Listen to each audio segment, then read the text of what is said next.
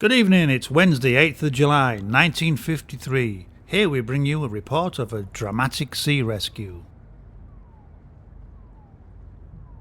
Rescued after a 2-day ordeal on the rocks, fishermen save Scarborough man from tide.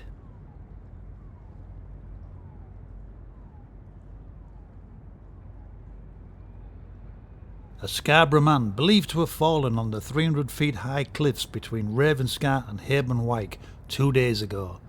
He was rescued by speedboat this morning and brought to Scarborough, where a waiting ambulance took him to hospital. The man, who was suffering from exposure and thought to have had a broken leg, is understood to be Mr. George Braithwaite Fowler, aged 53, of 137 Falsgrave Road, Scarborough.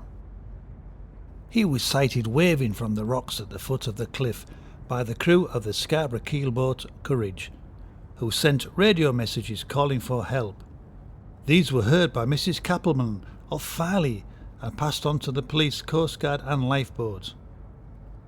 A speedboat, the Miss Velocity, piloted by its owner Mr. C. N. Martin and former ambulance man Mr. Bert Holliday, with Mr. Arthur Edmondson as the third member of the crew, raced to the spot, and within just over 1 hour of the man being first seen, he was on his way to Scarborough Hospital. Mr. Will Pashby, skipper of the Courage, told how they had first seen the man about 10 o'clock on the rocks at Waterflash Point. The Courage was working at its crab pots when skipper Pashby noticed a man waving a handkerchief from the rocks. "We generally wave back to folk on the rocks, and we gave him a wave," he said.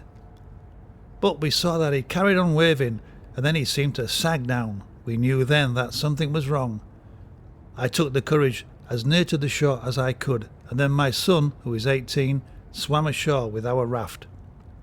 The man was helpless, and was too heavy for my son to manage alone, so I swam ashore too.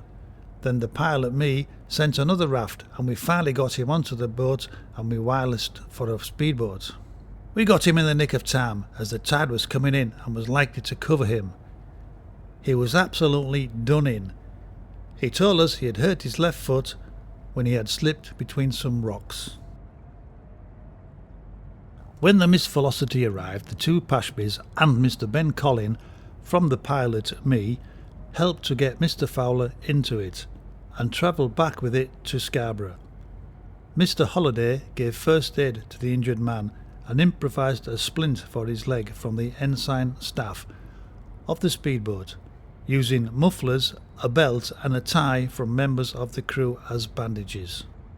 18-year-old Bill Pashby, who swam ashore to Mr. Fowler, is a former pupil of Graham's Sea Training School and holds 4 certificates for swimming. The Pashbys had been soaked to the skin and changed their clothes immediately on their return to Scarborough. He was a very lucky man that day, thanks to the diligence and skill of the Pashby family, plus of course the rest of the Scarborough fishing community. Pleased to say that the chap has made a full recovery.